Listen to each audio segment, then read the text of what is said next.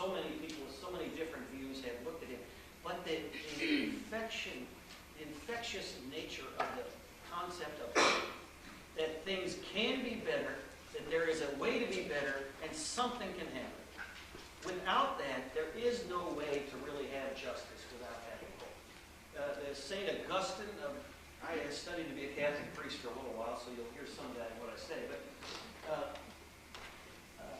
St. Augustine of Hippo, who was like 500 or 600 years after Jesus was born, said,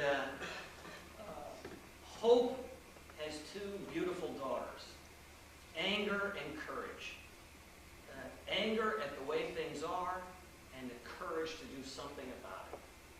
And so hope is, again, like love, is not just some sort of vague, misty cloud. It really is something that comes out of a clear-eyed look at what is going on in the world, some critique about that, and possibly some passion in that critique, which results in anger. But that anger doesn't stop there. That anger combines with courage to do something about, to not leave the world the way that we came into it. The other part of hope that I find is that I have been in Egypt recently. I have been in India. I have been in Iraq. I have been in Haiti numerous times. I've been on death row. I unfortunately watched a client of mine being executed on death row. I have seen places be bombed. I have seen people die. I've seen tragedy and oppression. But at the exact same point where the edge of oppression and injustice cuts the hardest, at that exact same point, I have found people who display the most incredible courage, the most incredible generosity, compassion, and who actually can inspire all of the rest of us with the way that they live their lives. So part of our job is to keep our eyes open for injustice, because that's what justice people do.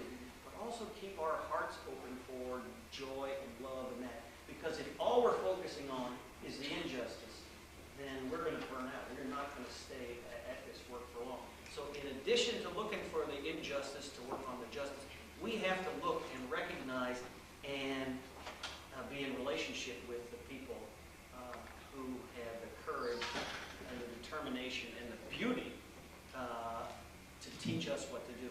Because at the bottom, I think all of our justice work, if it's authentic, is about relationship. I've talked to a couple of you individually about that. Is that I cannot be involved in justice unless I am in some sort of just relationships with the people that I'm involved with. Whether it's co-workers, whether it's people in the institution that I work with, or it's people in the community or the individuals that I'm working with as well. Those cannot be, as I talked with one student, social justice is radically different from paternalism. Social justice doesn't mean I know what's good for your community, so therefore I'm going to bring you this message or this gift that our community has brought. But that social justice means you and I are in a relationship, and that you have some things to teach me, and hopefully I have some things that I can bring to you, and then together, you and I, and whoever you and I encompass, that you and I together can move forward in a spirit of justice so that we liberate each other, so that we are involved in a quest for liberation together. And if we're not in a quest for liberation together, then it's something that I am giving you or you are giving me, and that's fine, but that's not justice. It's not justice. So that's our job to look for that. Second thing that I think is very important is to continually educate ourselves about the history of the struggles for justice that went before us. And by that I mean everybody's heard of the civil rights struggle. I've heard of women's rights struggle. I've heard of disability rights struggle. And I've heard of human rights struggle, those things. But to actually get into the nitty-gritty details of the history. Because what we find out when we do that is that the glorious celebration that we have of Martin Luther King and the civil rights movement is glorious, that they have made tremendous accomplishments. But there's a tendency to lift those folks up as if they were extraordinary human beings that are radically different from you and I.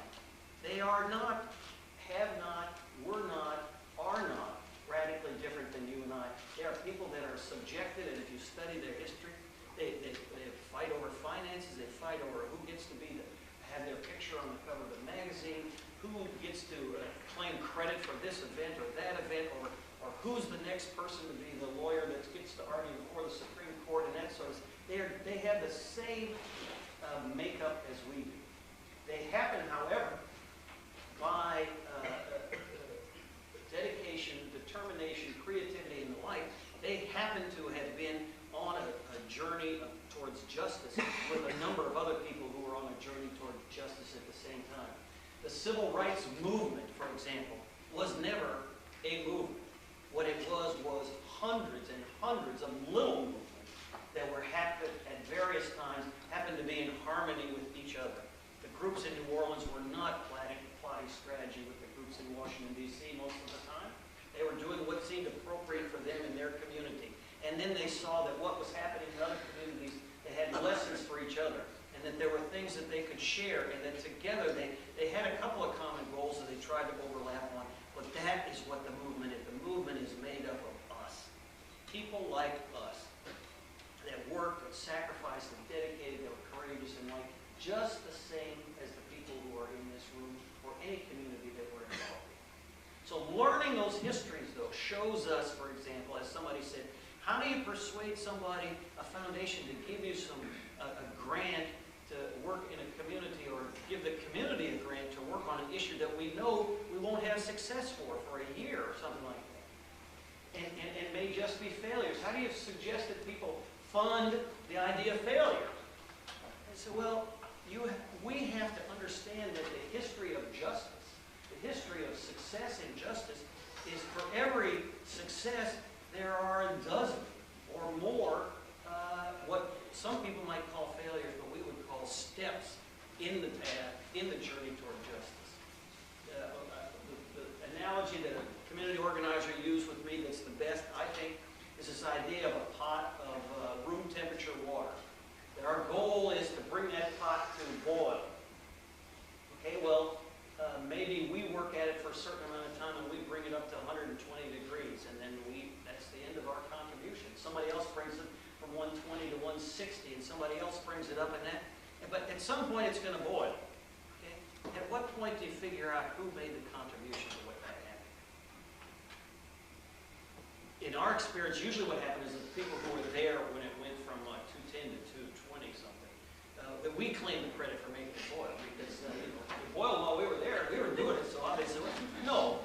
As our time of silence at the beginning said, it boiled then, not just because of what we did, which is certainly important, but because of all the other people who worked so long to try to turn that heat up, and were unable to bring it to a boil, but participated in creating the circumstances for that.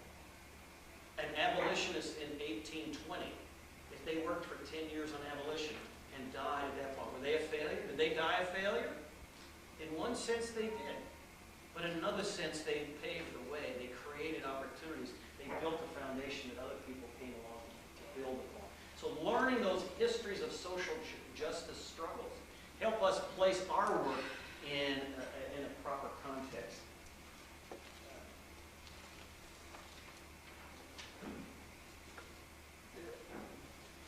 The other thing that people said, I asked them about the title that they used at the Yale conference on this rebellious lawyer.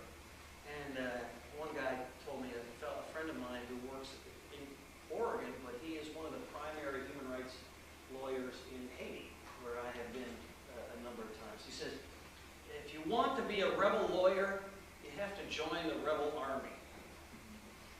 So another one said there are no solo acts, ACTS, no solo acts in social justice. It is a team sport. And So the idea that we have to work in community with organization, I think all of those are dimensions of the part of that. It is not something that any of us can do by ourselves. A student this morning said the experience, I thought was great, the experience of law school is atomizing, right? Is you have to read your book to prepare your notes so that when the teacher calls on you, you don't what? Embarrass yourself, right? That's the whole goal of law school. Not that we're so wise, not that we're so brilliant and excited, but it's just to not embarrass ourselves. But in fact, in terms of justice work, even if there's one person knows what they're doing, unless the rest of the team knows, unless the rest of the team is participating, it's impossible to go forward. Susan Linta works with the EEOC, and she said when she was a law student, she really anguished about what career path to take. And she was asking everybody for advice, and she didn't know whether to do the traditional route or the interest route or whatever. And she said, I honestly didn't know what to do till one day a friend asked me, what would you do if you had no fear? And none of us have no fear. We all have fears. So there's another way to say, what would you do if you could handle your fear? And she said, when that person asked me, that was the right time. And so I decided to go ahead and make a grab for the thing that I really wanted to do. And it was the greatest decision that I ever made in my life, because I worked it out. I was able to make it happen. I think it's inappropriate to say no fear, because we all are plagued with fear. Every one of us has fears.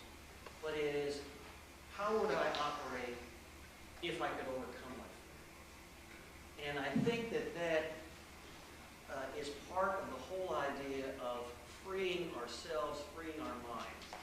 Because we can't go where we don't dream. Law school, one of the things I think is, when I did this, I had some law students in New Orleans the first Christmas after Katrina. And they were at the end of a week, and they just had a circle that we all got into, and everybody said what they had experienced in life. And a couple of people were crying. And one of the women was crying, was saying, she was crying because in this house that was upside down that she had found, there was a little Madonna in the backyard that was exactly like the Madonna in her mother's backyard in Los Angeles. And so the connection between this total stranger and herself was just made so clear to her at that time. And somebody else told another story, but the last person's talk was a male student who cried. He was crying and said, I just thought this trip was so great, and it reminded me, what I'm supposed to be about. He said, because, the first thing I lost in law school was the reason that I came. And you have a much better opportunity in this school than most students have in the other 150 plus schools around the country. But even then, it is important to reclaim those dreams that brought you here in the first place. And because we don't talk about dreams that much in a lot of those courses that we have to take.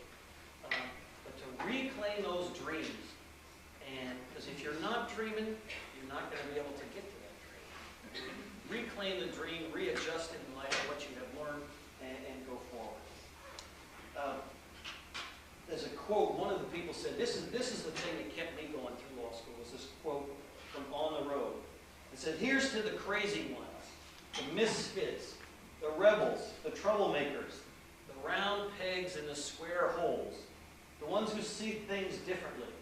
They're not fond of rules, and they have no respect for the status quo. You can quote them, disagree with them, glorify them, or vilify them, but the one thing you can't do is ignore them, because they change things. They push the human race forward.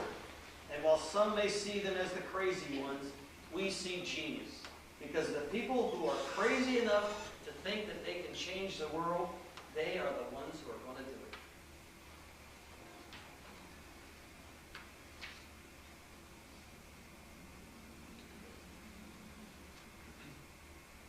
Another thing that a couple of people suggested to me is something that a word that we don't talk about in law school very much, is humility.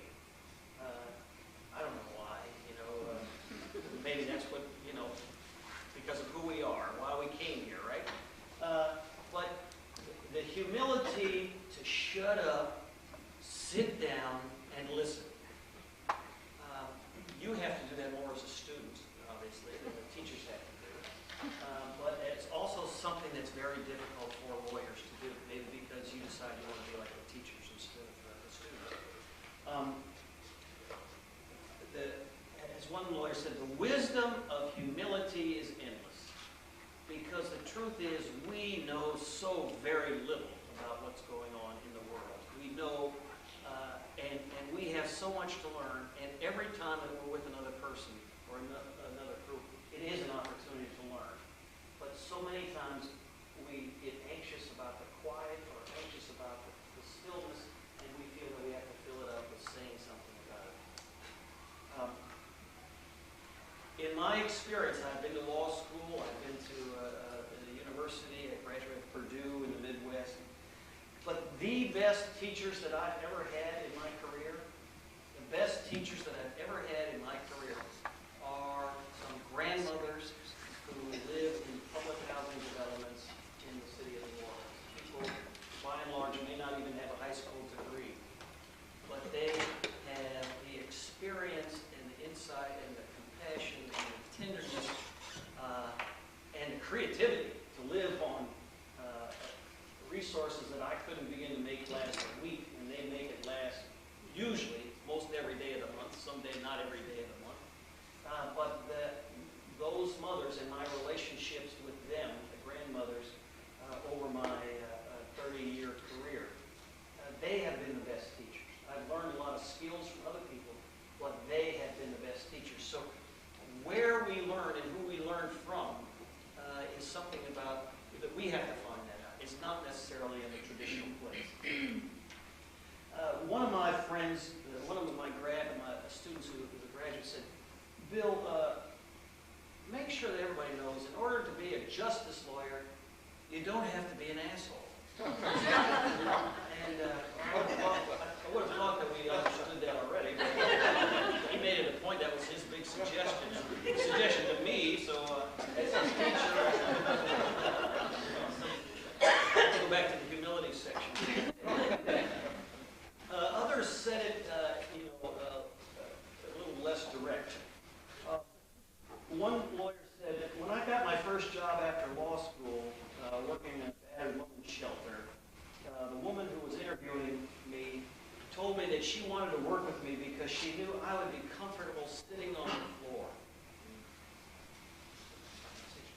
And this was her suggestion to me, is that we have to be flexible enough in terms of what we're going to do, that we can't always think or act like a lawyer. Okay? We spend all this time in law school helping each other learn how to think like a lawyer. But there are parts of being a lawyer that we need to make optional in our lives as well.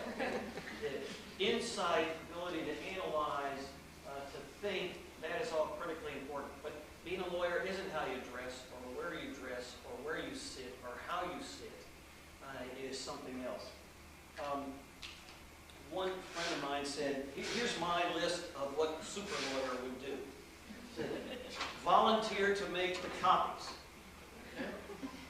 Make phone calls. Ask lots of questions. Defer credit to coworkers. Understand that sometimes our friends know a lot more about law than we who are lawyers. Somebody who doesn't use a lot of Latin. Most of us. Everybody who switches their pads and notebooks to 8.5 by 11 or less. Makes enough coffee for everybody and buys the interns lunch. Some things that go against the status, really, is what it is. Status of being a lawyer. The privilege that we have as a result of going through this process. We are fortunate to go through it. We learn a lot through it. We have things to offer. But that does not confer upon us an ability to not be a contributor in the same way that everybody else is. And I think that's the message in terms of that.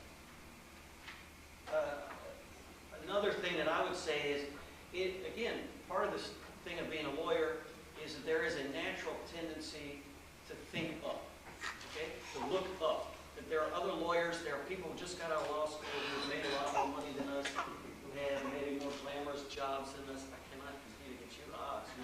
This way. Woke up when you're ready.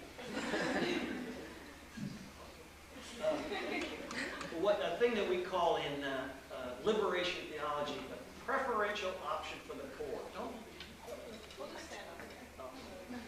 Not that you're boring, but. Competition is everything, right? A preferential option for the poor and oppressed. There's that thing about what you see depends on where you stand.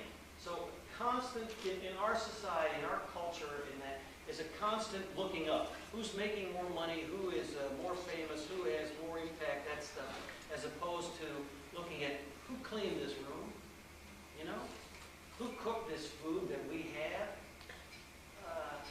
Who's going to be cleaning this room, you know, tonight after we're all in another place?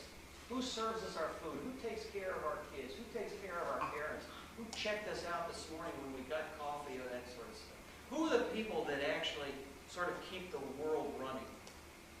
And to understand that we can't, the preferential option for the poor and oppressed says that we can't talk about the top or the middle unless we're also talking about the people who are usually overlooked. And that is not, again, not a question of paternalism, but understanding that the person who's cleaning this room is a mother just like my mother, just like your mother, just like your daughter, that stuff. And that we have an obligation to understand that their human dignity and their human worth and their insight and what they can share with us is every bit as important as the person who's sitting up here with a temporary title conferred by Northeastern for the last couple of days. And to understand that, that takes work. That takes a constant reorienting of ourselves away from the rich and the famous and away from looking to the top of the hill, but to look around us and understand who we are with and where we participate. Gandhi has this quote, and Gandhi said, "Think of the poorest person you have ever seen and ask if your next act will be of any use to them."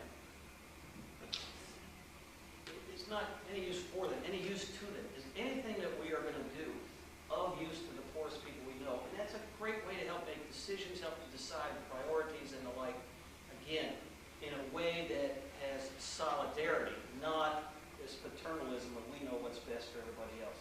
And how do we find out? If we don't know what's best for the poor and oppressed, we don't know what's best for the people in Haiti because we don't know that many people, then what are we supposed to do about it? We don't look it up in a book to try and find it out. Oz is on my every word here now. We don't look it up in a book. We go to the people of Haiti and we ask them, what can we do together? What can I do? And what can you teach me? And so this option for the poor and oppressed means that we just constantly reevaluate. It doesn't do me much good to have a clock if I don't look at it. 2 or 3 things and I'll stop.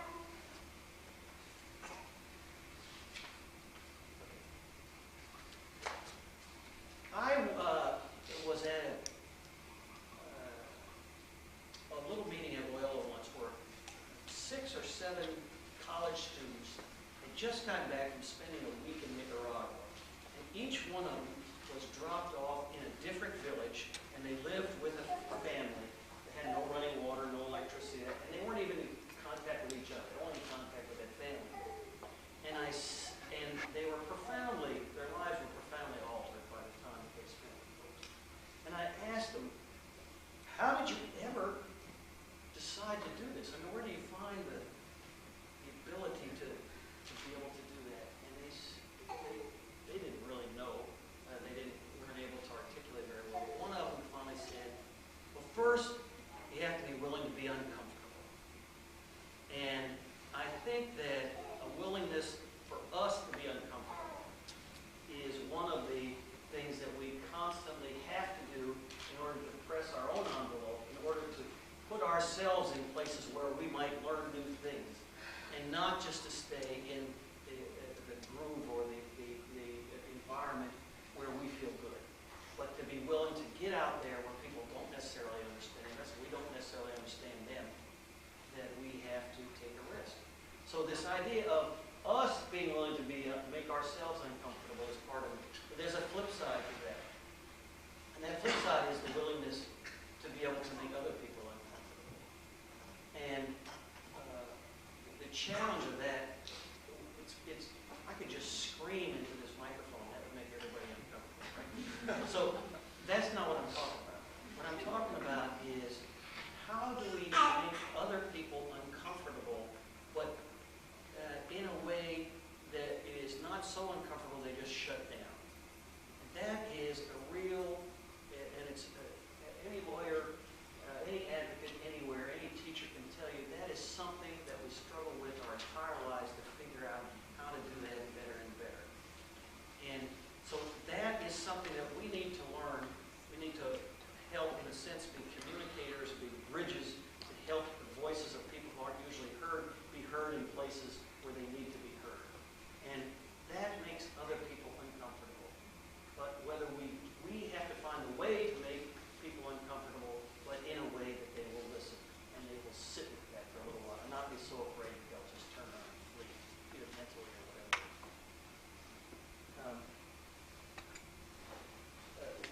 A person who works at Equal Justice Works said, I once asked a friend of mine for some career advice, and his response to me was stunning. He said, "You're holding yourself back. Be your best. Do more. Take risks." And there are times that we have to hold ourselves back, you know? But there are times that we need to take some risks, and we have to be willing to be uncomfortable.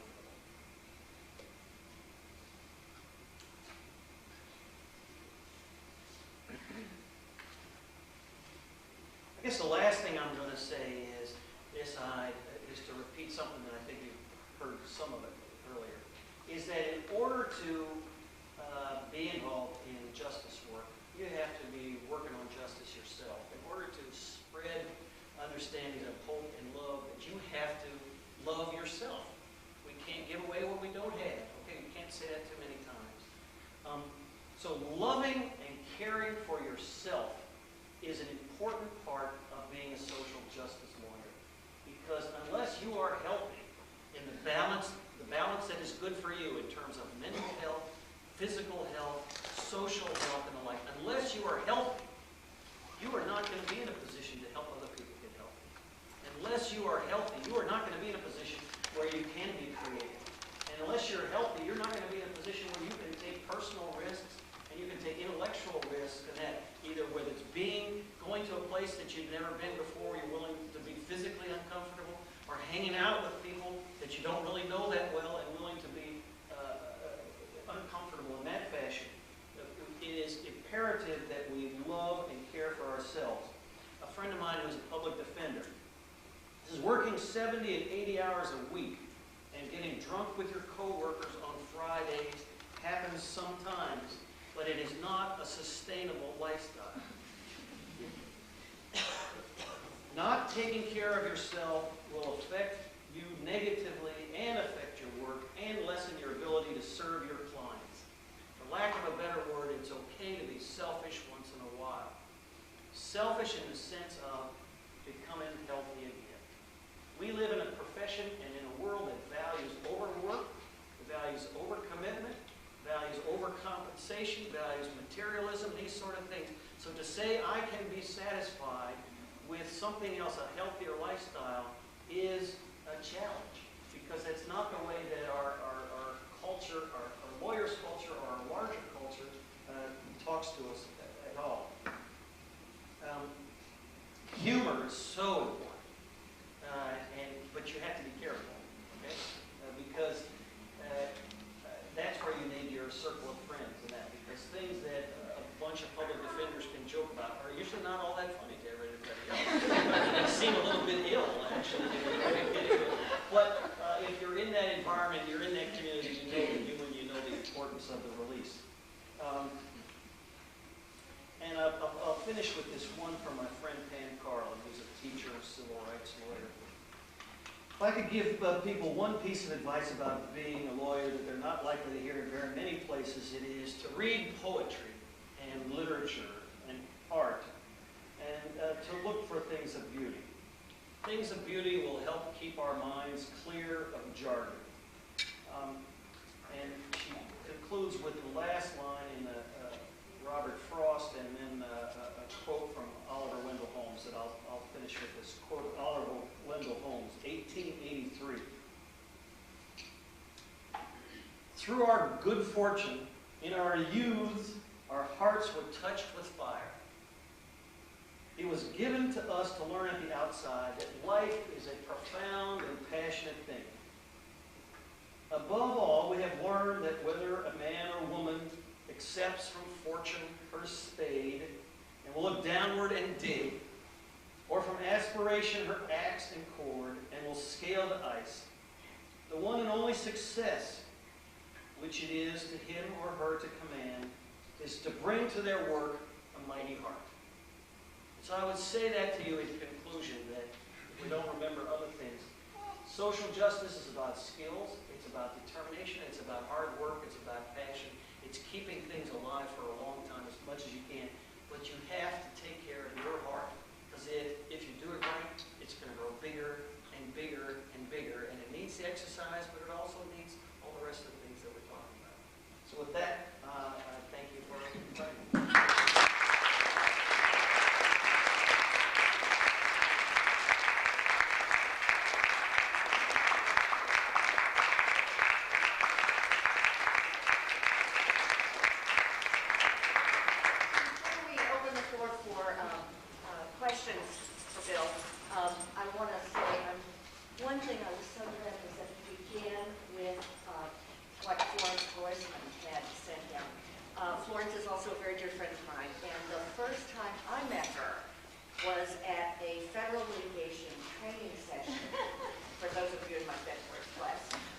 She was a trainor, I was a trainee, baby lawyer, and she was lecturing on 1983 causes of action while standing with her daughter Rachel on the table changing Rachel's diaper.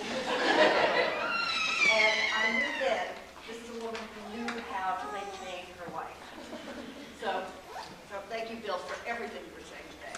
All right, questions. I'll just open the floor now. And you can ask Bill about anything. Or comments. Or comments. Now, Alex? A lot of us have been working for a few years before law school. I was personally doing work that was trying to find meaning and trying to get satisfied working in human rights and things that I found meaningful. I'm having a hard time now finding a lot of exciting things, things to get excited about. Studying things like offensive and those things. What advice can you give me to sort of kind of fool myself with contracts or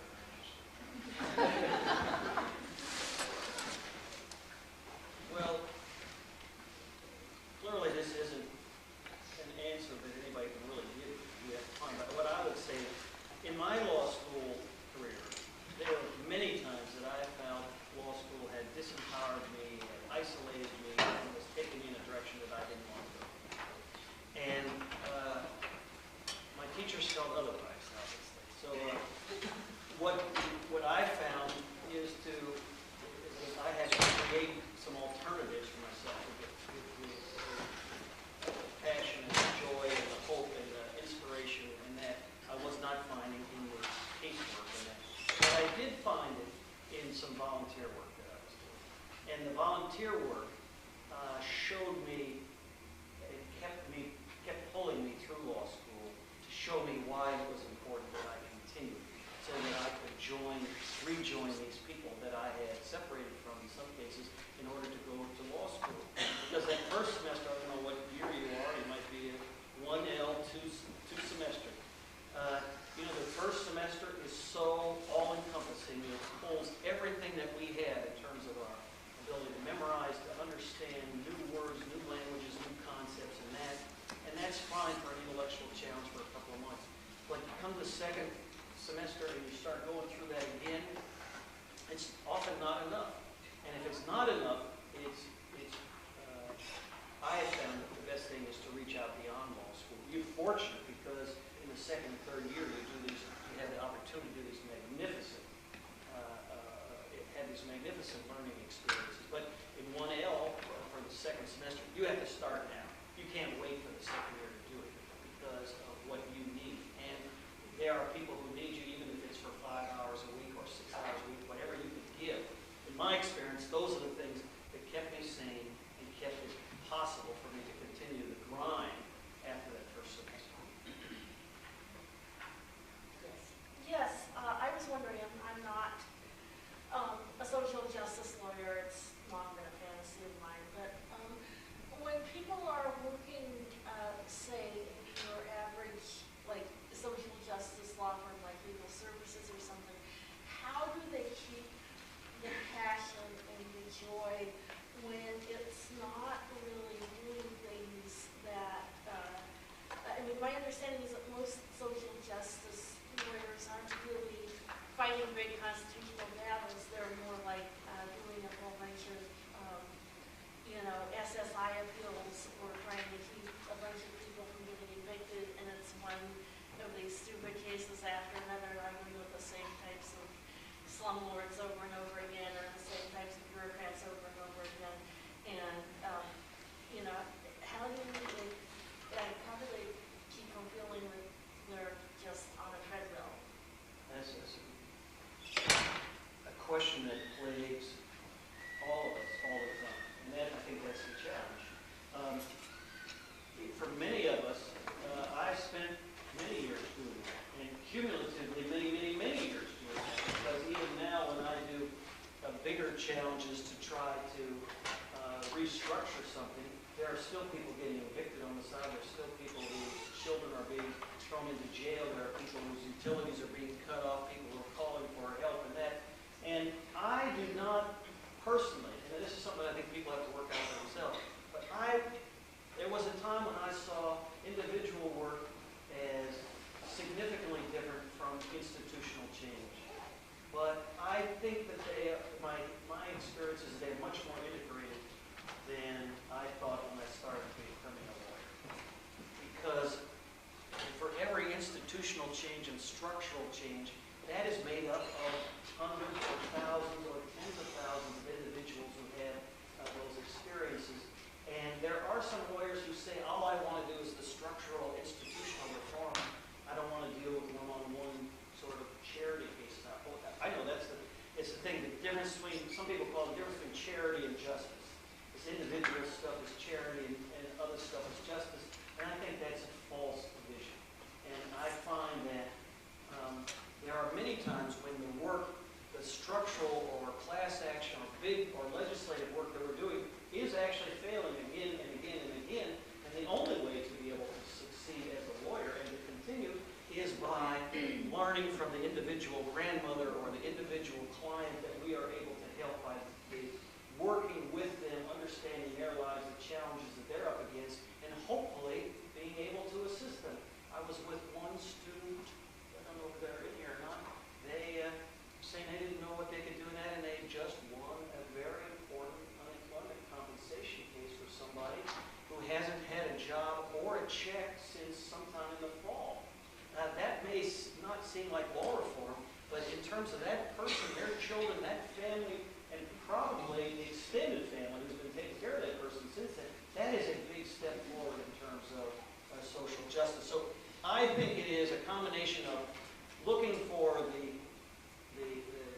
diamonds and the jewels and the things that are there with whatever we're doing, but also at the same time trying to get some balance between working on individual things and working on the more systemic things that create the individual problems. And it's an ongoing challenge, and each one of us strikes a slightly different balance, I think. And Lucy, why don't you answer that as well, because you've had plenty of experiences with all of them. No, I agree completely with what you said. I do not have a dichotomy between individual work and systemic work. I think they are completely merged, one and the same in many ways. Yeah. But that is not, I don't know for Lucy, but for me, that was not the way I always thought. That's right. Is that I had in my head, and maybe I don't know where I this box contained what social justice lawyering was. And unless I got in that box, it wasn't social justice lawyering. And what I have found out in the years that go by is that not only is it just not that box, the box is so large, in fact, maybe it's not even a box, is that there is no limit to the way that people can bring about justice in this world. Some of us have the gift and the excitement to do it individually. Some of us have the gift and excitement to do it a different way. Many of us have to do a variety of approaches, but all of those things are good. I know when I started law school, I wouldn't have believed it, but a number of years ago, a woman came to me, she says, I am so passionate about social justice, but I can't find anybody to mentor me. And I said, well, tell me, she lived on the West Coast.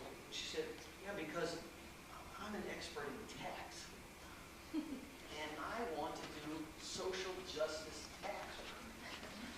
And I was at a loss for words, really, because that, social justice tax work is not, the local words don't always go together, the people that I hang around with. But the more I thought about it, is this, and did just a little bit of research, there's tremendous needs for people who can understand the tax system, they can also bring to bear the issues of justice, even just to translate that for the rest of us who don't understand the tax system and can say, you know that this change is occurring that is going to directly impact people who are working full-time, or people trying to get their first house, or people trying to go into bankruptcy to get rid of A, B, C, and D. And I don't know that because that's not my world. So I think as my experiences have grown, so has my understanding that there is no one social justice job. And there is, in a sense, I don't think there really is it probably is, but there are few jobs that can't become social justice jobs because of what you do in that job. Not that that's the way everybody else is doing it, but because of what you do. And that goes back to this thing, don't let anybody tell you that you can't do that dream that brought you to law school. One of the unfortunate side effects of law school is there are fewer people with dreams that leave than showed up. Okay? That's in every law school. This law school probably does a better job than most, but that is true that the process of legal education shrinks people's goals of dreams. And I don't know exactly why.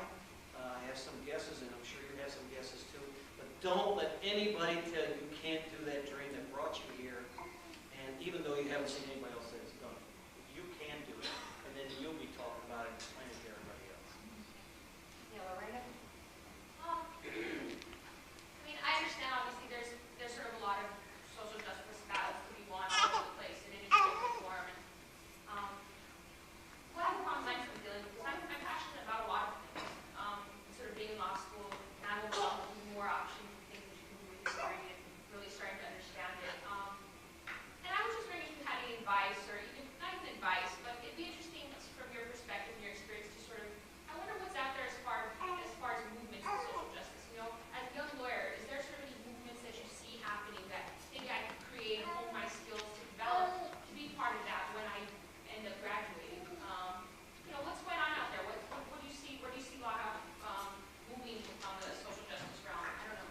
Does that make sense? Yeah, it's a good question, and it is something that doesn't come up in law school. But I will tell you, there are hundreds of movements out there in my experience. There are everything from globalization to trade deficit to food on an international basis to immigrant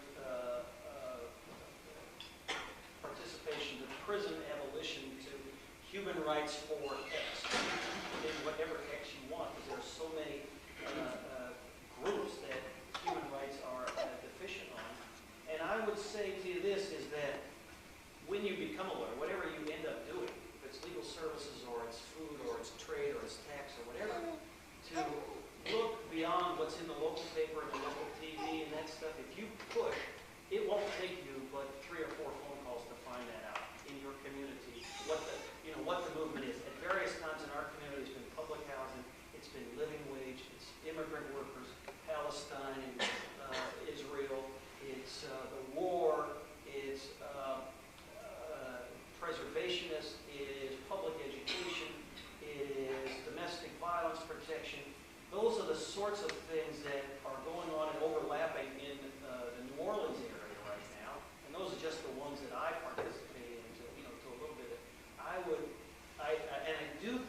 terms of this thing, there is no solo social justice act, that by participating in those movements, and participating meaning not, I show up, I'm a lawyer, what can I do for you? But look, I am a lawyer, but I'm also interested in justice. I'm interested in accompanying this group and you as you find out new things so I can become more educated on it and become one of the people in the group in a relationship that you will have many opportunities of people to share stuff with you that you will learn, and they will have many opportunities to get stuff from you in return. So I think it's a very important question, very important thing to do in your career as a lawyer and even before then, if it's at all possible.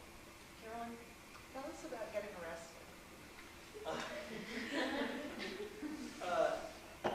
Tell us about getting arrested is the question. There's a little YouTube thing somewhere. I don't know if you've ever seen it. I've been in a lot of things where I consciously knew there was a chance I might get arrested. You know, where I was helping other people who were engaging in civil disobedience and maybe I was too close to the line myself or a little bit over. But when I got arrested, for those of you who don't know, it's a year ago last December, there was a sort of a spontaneous protest in the city council of New Orleans when, again, these wild grandmothers, about 25 of them showed up and asked to be put on the agenda to talk about the impending demolition of their homes. And the council didn't want to even put it on the agenda, and the folks stayed and that sort of stuff. And then they said, okay, we'll put it on the agenda. They'll give you 15 minutes. They gave 15 minutes, and all they did was let people speak into the microphone. They had no response whatsoever. Nobody made a single response. So the grandmothers said, look, they said, okay, thank you very much. Now we're going to go on with the meeting. And one grandmother said, oh, no, you're not.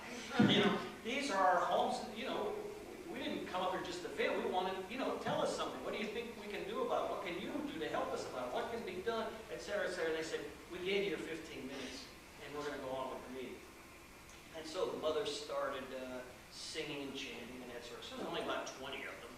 But so they did that. So the city council took a break. They came back after the break, and the mothers started up again because they wouldn't do it. And so then the police started pulling the mothers out of the city council chambers. And I was at a doorway with a mother, her daughter, and her granddaughter. So 3 generations of moms there in the doorway. And they were trying to slam the door because they're trying to close all the doors and lock all the doors and pull everybody out of one door. And they were trying to slam the door on these ladies. So I had my heels back up against the door. So it was impossible to move. And so the deputy or whatever was trying to slam the door, but it couldn't do it.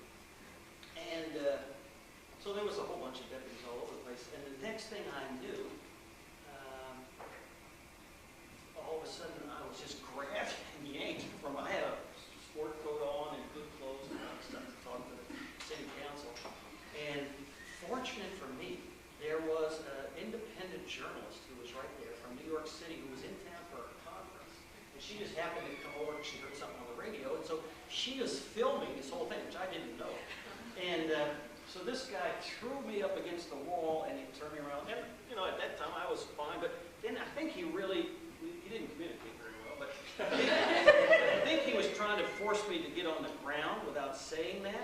And I had on my good clothes, and I didn't want to get them all dirty. And, you know, this all happened in just a couple of seconds, but ultimately he handcuffed me behind my back and took me out into a temporary police building that they had outside, because after Katrina, we had so many temporary buildings. And he said, I'm going to arrest you. And I said, well, look, even if you're going to arrest me, don't worry, I'm not going to sue you for this.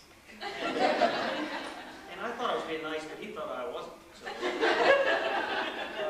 he went ahead and started writing out a citation for me. And all these people, by this time, people had come from all over the city to be a part of this protest. There's maybe 100 people out there now. So all of a sudden, we're in this little temporary building, and the building starts shaking, and my friends and clients are outside saying, unless you release Bill, we're going to turn this building over. Oh, no, I'm in the building. Get another tactic, please. But ultimately, they released me. The officer apologized. Nothing ever happened with the arrest itself. But I tell you, an interesting thing is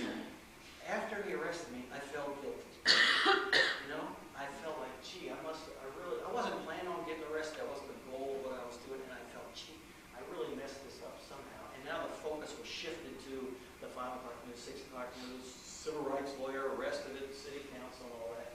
And I went out, and people were so wonderful to me when I went out. You know, they just grabbed me and hugged me and cried. They were crying and all this other stuff. Said, you know, arrest me, don't arrest our lawyer. And it was really beautiful. And but it was unexpected, and it was something I really didn't know how to respond to. So I was very flustered, as they say, for some time, trying to figure this out, see what I could have done differently. As it turned out, the group figured a good way to use it as an organizing tactic, and it brought a lot of other people out for the next protest. But it was a very disorienting event. Rebecca, did you have a question? Yeah, I just have a question about, you mentioned a couple times, you know, this isn't what's going on in law school, and maybe you're not talking about this in law school. And my question is, why are we not talking about these things in law schools, and how can we start these types of discussions on more law school campuses? Well, I have to go back on Thursday to teach 2 classes, and on Friday I teach a class in social justice lawyer. And the first class was supposed to be just us going around the class, like 18 people, to introduce ourselves. But it turns out, it was a 2-hour class, we only got halfway through on the introduction. So people say, this is who I am, and this is how I got here. And so it took us 2 full classes for 18 people just to go around and say who they were and how they got to this spot.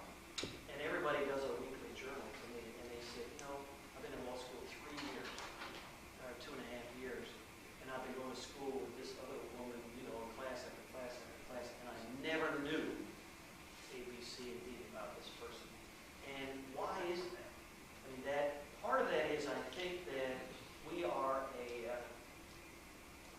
project-oriented profession, an outcome-oriented profession. What is the most important outcome out of law school in terms of what it should be is wisdom, passion, understanding, insight in that. But what it actually is, how are law schools compared to one another? You know, in this day of comparison shopping and that, we're a couple of things. One is the bar. You know, how many people pass the bar? So a lot of our focus in law school is training people so they can learn enough to be able to pass the bar.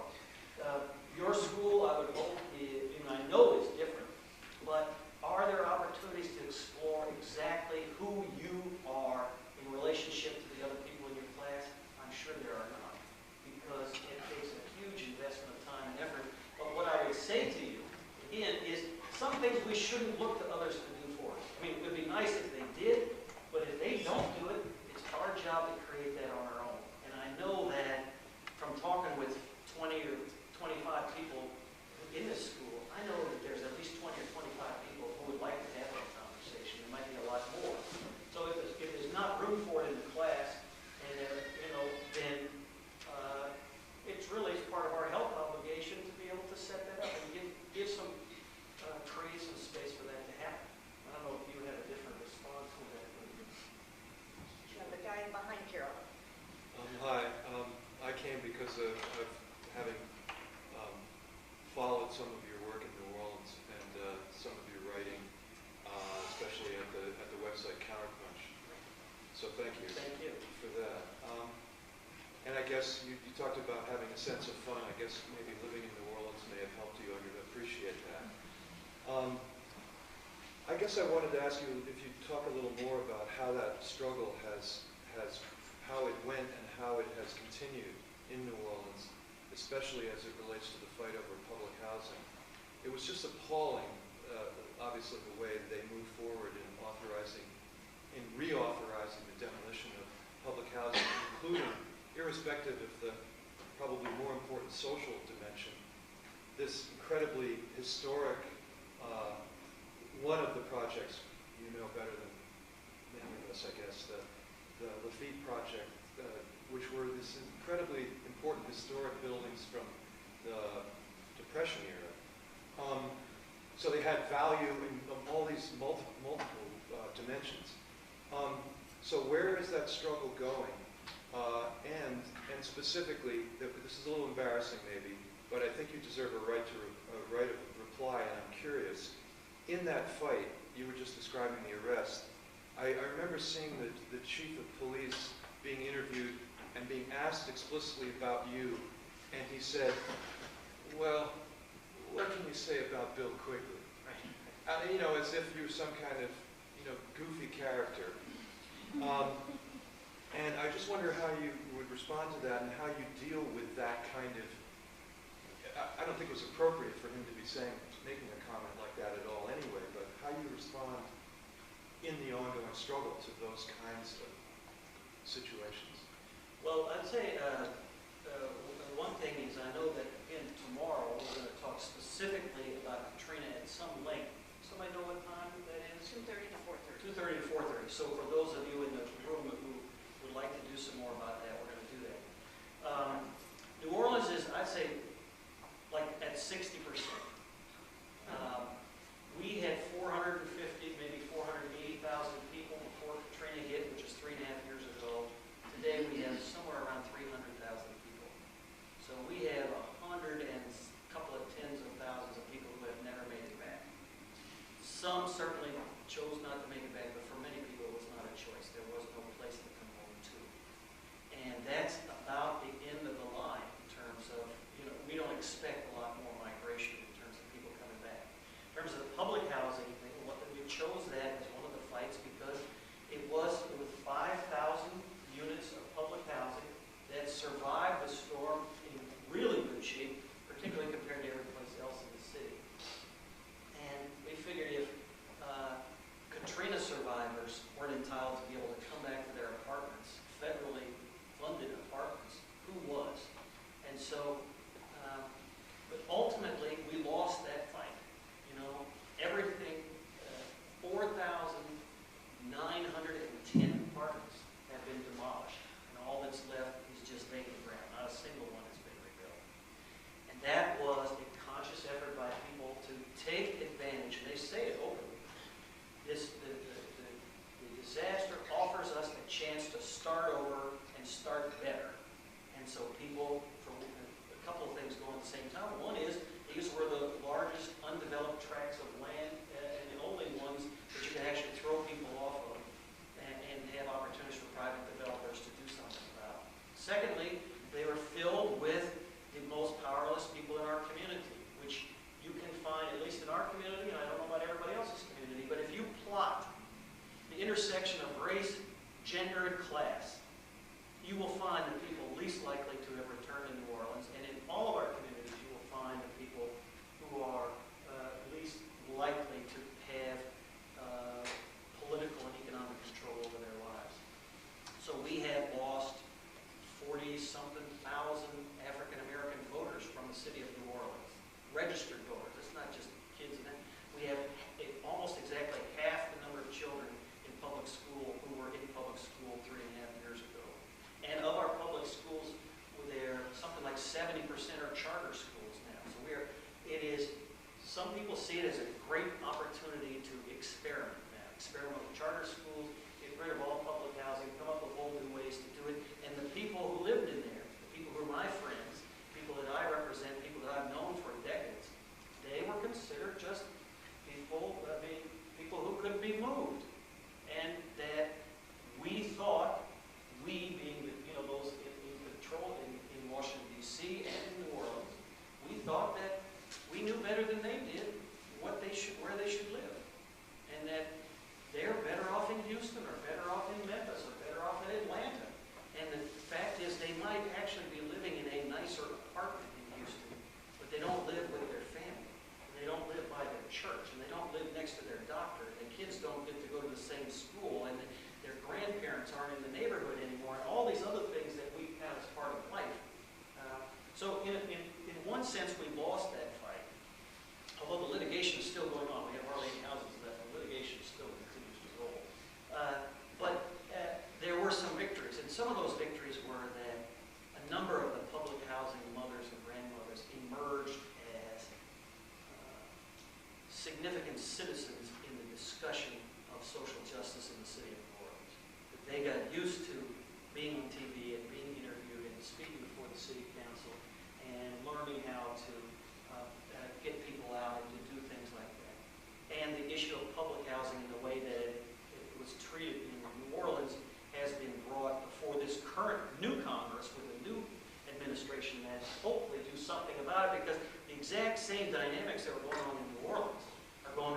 every city in the country, but it didn't happen on one weekend, and it didn't happen to 5,000 units all at the same time. They'll isolate one neighborhood and depopulate that and then get rid of that. So it does offer, in a good sense, it does offer, the disaster offers us a lens, a way to look at the way money and decision-making is done in our name in the United States. And we still have a long way to go with that. In terms of the last thing, in terms of people saying, well, Bill Quigley, I think what that means is, he complains about everything. He complains about tasering and pepper spraying people who are trying to get into a city council meeting. That was the time that he did that. Some of that comes with the territory. It is unfair. You don't like it. My wife can tell you, sometimes I've gone to a grocery store in New Orleans, and halfway through the grocery store, some guy will come up to me, he'll just be angry. I don't know who he is, or he knows who I am because of television or something. And he'll come up to me, just out of the blue in the grocery store and say, well, what the hell is your plan? And so, some of that, it comes with the territory, and it's unfortunate. It doesn't feel good. You don't like it. And doesn't, but you hopefully, that there are people who do support you. And a lot of these things break down by race, they break down by class, they break down by neighborhood, and that stuff. And you just have to be, it's part of the price that you pay. And then, when I feel sorry for myself and that sort of stuff, I say, well, at the end of the day, I get to go back to my house. And the people that I represent, they're not going back to their houses. They're getting on the bus and going back to Houston, or they're going into another place that, somebody has to give them a ride. The final thing I would say on this, I know we're sort of out of time, is these grandmothers are so cute. They're like tiny things that are, even older than I am. But when I go to bring them to their house, after a meeting, I'll drive some of them home. They arrange the drop-offs, and I didn't even understand this the first couple of times I did it. They arranged where I'm going to drop 2 or 3 of them off in such a way that I am not left by myself in a bad neighborhood at the end of the drop-off. So they will say, well, go take her home first, and then you can come back and leave me, and that sort of stuff. But they are very protective of me. They half my size and everything else, but they're very protective and want to make sure that little old Bill can figure out a way to get home. So their love and protection and advocacy for me is, something that is really awesome and gives you a lot of energy to fight with them, no matter what the chief of police or other people might say. Thank you so much, Bill.